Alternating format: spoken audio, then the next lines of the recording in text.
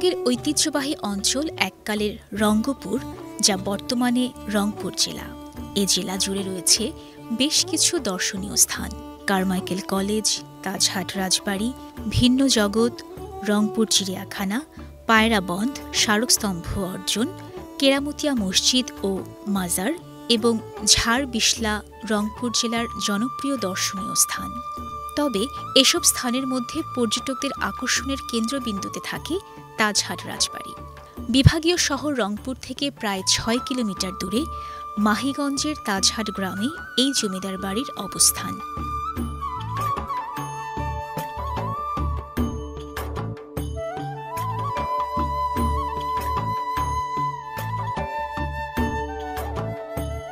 অষ্টাদশ শতাব্দীর শেষ ভাগে রত্ন ব্যবসায়ী মান্নালাল ব্যবসায়িক কারণে মাহিগঞ্জে এসে বসবাস করেন।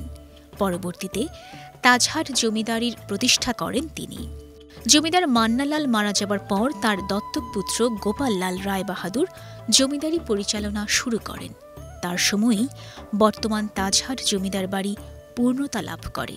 ১৯১৭ সালে সম্পূর্ণ হওয়া এই জমিদার বাড়িটি নির্মাণ করতে তৎকালীন সময়ে প্রায় ১.৫ কোটি টাকা খরচ হয়।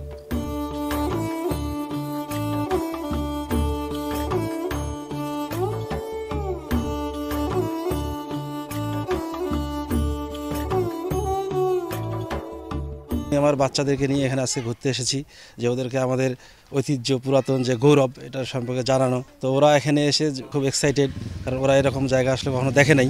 দিনাজপুর থেকে আসছি, জমিদার বাড়ির বিভিন্ন পুরাতন অনেক কিছু দেখলো। ছেলে আমার ওই যে হাতির দাঁত দেখে খুব খুশি। আমরা অনেক সময় বইয়ের মধ্যে পড়ছি, কিন্তু বাস্তবে অনেক সময় দেখা হয় না। এই জন্য আর ফ্রি সময় পাইলাম থেকে আজকে ঘুরতে এসে পিকচার তুললাম।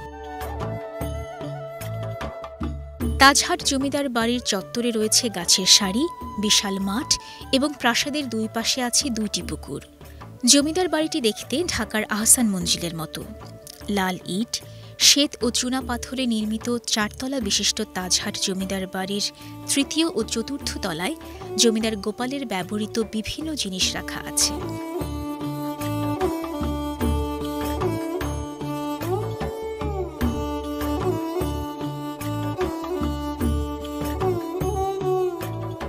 এছাড়া রয়েছে থাকার কক্ষ, গোসলখানা ও অতিথিদের জন্য কক্ষ। প্রায় ২১০ ফুট প্রস্থের প্রাচীন মুঘল স্থাপত্যের অনুকরণে নির্মিত তাজহাট জমিদার বাড়িতে ইতালীয় মার্বেল পাথরে তৈরি ৩১টি সিঁড়ি আছে। রাজবাড়ির পেছন দিকে রয়েছে গুপ্ত সিঁড়িপথ, যা বর্তমানে বন্ধ রয়েছে। ১৯৯৫ সালে বাংলাদেশ প্রত্নতত্ত্ব বিভাগ তাজহাট জমিদার বাড়িকে সংরক্ষিত স্থাপনা হিসেবে নথিভুক্ত করে। ২০০৫ সালে রংপুর জাদুঘরকে তাজহাট জমিদার বাড়ির ২য় তলায় স্থানান্তর করা হয়। এখানের বাহিরের পরিবেশ, সামনের ফুলের বাগান, রানীর পুকুর সবকিছু আমাদের খুবই ভালো লাগে, তাই আর কি আবার আসা হয়েছে। আর জাদুঘরেও আমরা যাব, এখন দেখব, তাই বন্ধুবান্ধব মিলে আর কি আসা। আমি শুনেছি যে এখানে রানীর পুকুর আছে, একটা জাদুঘর আছে, তো বেসিক্যালি এগুলো দেখার জন্যই আসা, আর পুরোটাই ঘুরে দেখবো ইনশাল্লাহ। রাজা রানীদের ব্যবহার্য সব জিনিসপত্র দেখতে পাচ্ছি, এটা দেখতে খুব সুন্দর লাগতেছে। জাদুঘরের প্রদর্শনী কক্ষে ১০ম ও একাদশ শতাব্দীর বেশ কিছু টেরাকোটার শিল্পকর্ম স্থান পেয়েছে।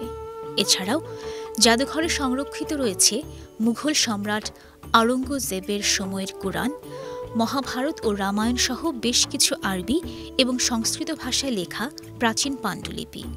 কালো পাথরের বিষ্ণুর প্রতিকৃতি ছাড়াও জাদুঘরে প্রায় ৩০০টি মূল্যবান নিদর্শন রয়েছে, যা পর্যটকদের বিশেষভাবে আকৃষ্ট করে।